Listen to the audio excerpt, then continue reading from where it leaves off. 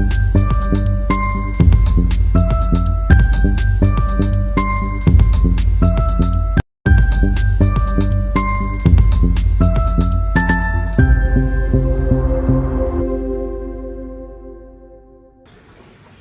Assalamualaikum warahmatullahi wabarakatuh. Perkenalkan kami dari kelompok 4. Saya Muhammad Rehan Pasha Ramadan. Di sebelah saya ada Muhammad Syahreja dan ada Muhammad Aiman Ahnif tapi sedang dalam perjalanan. Nah, kami bertiga akan menjelaskan tentang geostruktur, terutama pada membahas tentang sesar, di mana kita akan membahas mulai dari definisi sesar hingga dampak pada pertambangan dan instruktur sipil sehingga sampai ke studi kasusnya seperti apa. Nah, untuk materi pertama kita akan membahas tentang definisi sesar, perbedaan sesar dan lipatan, komponen utama bidang sesar dan pergeseran atau displacement yang akan dibahas oleh Muhammad Syahreja. Baik, untuk pembahasan pertama kita serahkan ke Muhammad Syahreja. Baik, di sini saya akan menjelaskan tentang definisi sesar dan struktur geologi. Definisi sesar adalah bidang patahan di dalam kerak bumi, tempat terjadinya perpindahan posisi massa batuan. Ciri-ciri utama sesar ada di bidang patahan, terjadinya pergeseran vertikal, horizontal, ataupun miring. Terus disebabkan oleh gaya endogen atau tektonik. Terus yang terakhir sering berkaitan dengan gempa bumi atau bencana alam. Nah, contoh terjadinya atau contoh jenis sesar itu apa sih? Nah, di sini contoh jenis sesar yaitu ada 3. Yang pertama sesar normal akibat gaya tarik. Terus yang kedua ada sesar naik akibat gaya tekanan. Terus yang terakhir ada sesar geser akibat gaya geser. Nah, untuk selanjutnya itu apa sih perbedaan sesar dan lipatan? Kalau boleh tahu. Perbedaan sesar dan lipatannya itu, yang pertama kita bahas dari sesar ya. Ya. Ada retakan atau patahan batuan yang disertai dengan pergeseran. Terus ada bentuk batuan, contohnya terputus atau bergeser. Yang selanjutnya gaya penyebab, ada tarikan, tekanan atau geseran yang kuat. Terus yang selanjutnya ada gaya penyebab, yaitu tarikan, tekanan dan juga geseran. Lalu ada kondisi batuan, yaitu bersifat rapuh. Nah, dampaknya dapat memicu gempa bumi. Ada lagi? Udah segitu. Kalau berarti selanjutnya lipatan. Selanjutnya lipatan. Boleh tolong jelaskan lipatan itu kayak mana? Nah, lipatan yaitu pembengkokan lapisan batuan tanpa patahan. Terus bentukan batuan melengkung atau berombak. Yang selanjutnya gaya penyebab seperti tekanan dan yang perlahan dan terus menerus. Kondisi batuan bersifat plastis atau lentur. Dampaknya membuat pegunungan lipatan. Nah, dalam sesuatu kan ada banyak komponen ya, mulai dari hanging wall, foot wall dan lain-lain. Bisa jelaskan tak komponen utama dari sesar tersebut? Yang pertama ada hanging wall atau bisa disebut dinding gantung. Kayak mana tu kalau dinding gantung? Dinding gantung adalah blok batuan yang berada di atas bidang sesar yang disebut dengan gantung karena posisinya seolah-olah menggantung di atas bidang patahan, dan juga pergerakannya sering dijadikan acuan untuk menentukan jenis sesar. Yes, adalah yang ini. Terus yang selanjutnya ada potwal atau dinding alas. Foot wall. Footwall adalah blok batuan yang berada di bawah bidang sesar yang disebut alas karena posisinya menjadi dasar bidang patahan dan juga pergerakannya relatif lawanan dengan hanging wall. hanging wall. Hanging wall. Soalnya kalau put wall tuh ke bawah ya. Ya. Kalau hanging wall tuh harusnya. Kalau hanging wall itu kan batu di atas kepala. Kalau batu di atas kepala. footwall batu di bawah Di kaki. bawahnya. Nah, Dah sampai tu. Berarti untuk pertanyaan terakhir, bagaimana sih pergeseran atau displacement pada sesar itu? baik, pengertian pergeseran displacement yaitu dalam geologi adalah jarak dan arah perpindahan suatu titik dari lapisan atau blok batuan dari posisi awal ke posisi akhirnya akibat proses geologi. Intinya, seberapa jauh dan ke arah mana batuan itu berpindah. Ciri penting displacement. Yang pertama memiliki besaran, jarak dan arah. Terus yang kedua menentukan intensitas penggerakan sesar. Jenis displacement yang yaitu ada 3. Yang pertama displacement vertikal, pergeseran ke atas ataupun yang pertama ada displacement vertikal, pergeseran ke atas maupun ke bawah. Dan yang kedua ada displacement horizontal, yaitu pergerakannya ke kiri dan juga ke kanan. Terus yang terakhir displacement miring, yaitu gabungan vertikal dan horizontal. Berarti pergeseran tu arah gerakannya ya, vertikal dan horizontal. Ya. Okay. Itu doang ya? Nah, di sini saya akan bertanya kepada Muhammad Rehan Pasya. Ya. Apa itu dampak dari keberadaan sesar? Nah, dalam dampak keberadaan sesar ya, terutama dalam geologi itu sangat banyak. Terutama dampaknya berupa bencana alam seperti gempa akibat sesar itu kan terjadi kerana pergeseran tektonik dan pergeseran gaya-gaya dalam bumi, sehingga akibat aktivitas bencana sering terjadi terutama pada daerah lawan seperti lempeng-lempeng dan lain-lain. Nah, dalam dampak seperti infrastruktur itu ada berupa kejadiannya seperti sesar di Bandung, yang di mana terdapat sesar di sana dengan panjang 29 km. Itu jika terjadi bencana akan tidak hanya kerusakan fisik yang terjadi, tapi kerusakan ekonomi dan sosial berupa jalan hancur, listrik padam dan aktivitas masyarakat terganggu. Seperti itu. Berakibat fatal. Ya, sangat fatal. Dampak sesar itu sangat fatal jika dibiarkan. Itu ya. Kedua lagi. Nah, pertanyaan selanjutnya, hubungan dengan jalur fluida apa? Nah, kalau sesar kan akibat seperti saya bilang tadi kan pergeseran tu. Bisa jadi kerana pergeseran zona atraksi atau zona batuan, sehingga pada batuan tersebut terkena gesekan sehingga pada batuan tersebut menyebabkan pori-porinya terkikis sehingga membuat permeabilitas dan porositas pada batuan itu tinggi. Nah, akibat dari itu tu jalur-jalur air seperti hidrotermal atau fluida lainnya masuk pada porositas batuan tersebut. Oke. Sehingga itulah banyak terjadi seperti pada tambang bawah tanah, fluida itu kayak masuk begitu saja menyebabkan banjir. Yang ketiga nih.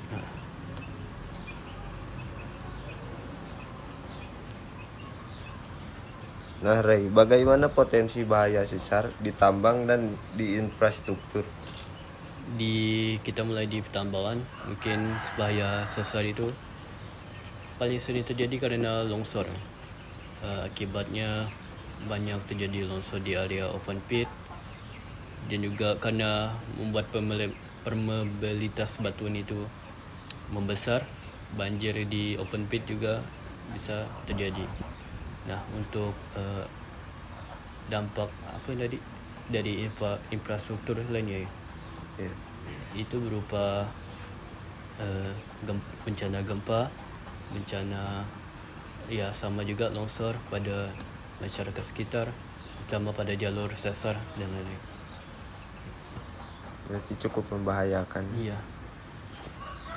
Tidak berupa kerusakan fisik lah kalau di masyarakat. Pertanyaan selanjutnya, bagaimana identifikasi sesar? Dengan metode seperti apa yang harus dilakukan? Nah, dalam identifikasi sesar ya, kebanyakan pada identifikasi ini menggunakan metode gravitasi atau menggunakan SPD ataupun HDV atau FHD. Nah, itu menggunakan bantuan gravitasi untuk mengecek sesarnya.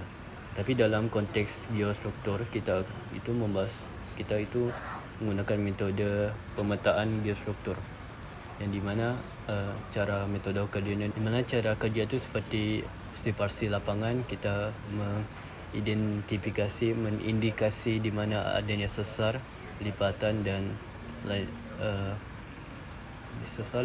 trends lain-lain di area pertambangan. Yang kedua itu mencari tahu arah strike and dip-nya supaya kita tahu arah longsoran itu terjadi di mana. Yang ketiga itu pengukuran arah gerak, di mana pergerakan sesar itu ke arah mana, ke arah depan, ke samping, atau bisa juga ke bawah dan lain-lain. Nah, ketika sudah mendapatkan data-data tersebut, kita bisa menggunakan proyeksi dua dimensi seperti menggunakan stereo-net, bola proyeksi lah, untuk mengetahui di mana arah longsoran itu akan terjadi. Mungkin seperti itu identifikasi sesar menurut saya dalam konteks geostruktur. Nah, baik. Pertanyaan selanjutnya, studi kasus tentang identifikasi sesar. Nah, studi kasusnya dalam saya cari itu ada studi kasus berupa identifikasi keberadaan sesar menggunakan metode gravitasi dan analisis sekon vertikal derivatif atau SPD di bagian selatan Kabupaten Sumbawa. Nah, pada studi kasus ini yaitu mengidentifikasi sesar dan menggunakan metode gravitasi dan juga metode indera jarak jauh. Dan di mana pada metode ini yaitu menganalisis metode peta anomalinya itu gimana sih, cara dia menginterpretasinya itu. Terus diperlihatkan anomali vulgarnya seperti apa, anomali regionalnya dan lain-lain. Ada peta anomali residual. Tidak hanya itu, dia juga menggunakan seperti disebutkan pada judulnya, yaitu second vertical derivative, yang dimana mengetahui peta anomali turunan kedua vertikal. Pada pembahasannya dia mendapatkan grafik hasil sayatannya berupa A ke A aksen. Kita bisa lihat di sini yaitu ke arah ke bawah. Tapi dalam analisis grafiknya menunjukkan bahwa nilai maksimum itu lebih rendah dibandingkan mutlak nilai minimum, yang menunjukkan bahwa jenis sesar di daerah tersebut merupakan jenis naik. Kesimpulannya, berdasarkan hasil penelitian dapat disimpulkan bahwa metode gravitasi dengan memanfaatkan data citra satelit dan topografi dapat memetakan keberadaan sesar di bagian selatan Kabupaten Sumbawa. Nah, dari studi kasus tersebut kita bisa mengetahui bahwa sesar dapat dicari tahu menggunakan menggunakan data citra satelit jarak jauh dan juga menggunakan metode tadi itu SPD, yang dimana diketahui sesar itu pada daerah Kabupaten Sumbawa itu naik, ya, seperti itu contoh studi kasus. Baik, di sini saya akan menjelaskan tentang materi yang belum sempat dijelaskan sebelumnya, ada beberapa materi iaitu tentang strike, dip, jenis sini sesar dan bagaimana gaya pada sesar. Untuk pertama kita akan menjelaskan tentang definisi strike, dip, plung dan juga feed. Dan seperti yang kita ketahui, saya akan membahas strike dapat disebut juga dengan arah gaya garis horizontal yang dimana terbentuk dari potongan pada suatu bidang dengan bidang horizontal. Itu adalah sudut kepandingan pada bidang horizontal seperti ini. Misalnya ini ada bidang horizontal, dipnya itu arah kemiringannya menyesuaikan arah horizontalnya. Misalnya sini atau bisa begini, pulpen ini termasuk bagian dipnya. Nah, plung adalah sudut kemiringan suatu garis jadi garis horizontal. Perbedaan plung dan dip itu seperti dip itu untuk bidang, sedangkan plung itu untuk garis. Yang terakhir ada feed, merupakan lubang tambang terbuka yang dimana kita mengetahui beberapa dalam feed itu kita mengenal ada hanging wall, foot wall, bench, overall seal angel. Untuk jenis-jenis sesar yaitu ada sesar normal, sesar naik, sesar dorong, sesar mendatar. Normal itu terjadi kerana gaya tarik pada suatu lereng yang dimana dimana blok bagian atas atau hanging wall tetap berada di posisinya dan stress wall atau foot wall itu geser ke arah bawah. Contohnya seperti ini, ada yang bagian di sini itu hanging wall, sedangkan yang ini foot wall, di mana gayanya itu turun ke arah bawah akibatkan gaya tarik lempeng bumi.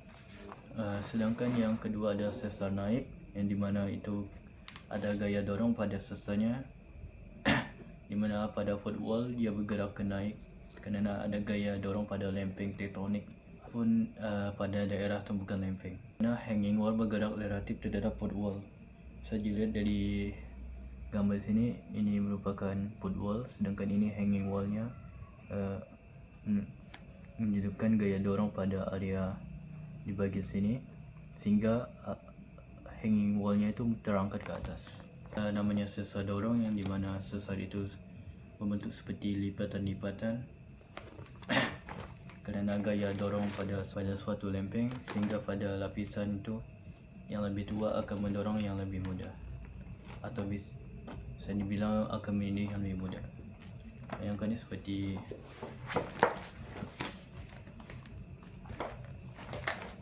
ini yang akan kita dorong, yang dimana lapisan-lapisan lambat itu seperti lapisan batuan yang saling menindih.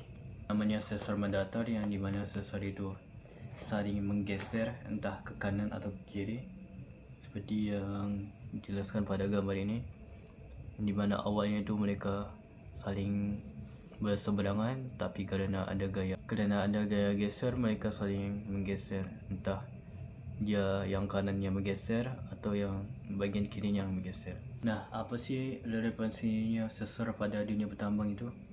Yang pertama itu pada stabilitas lereng tambang. Jika oleh orientasi sesar itu sejajar dengan arah lereng, maka kemungkinan longsor itu akan terjadi.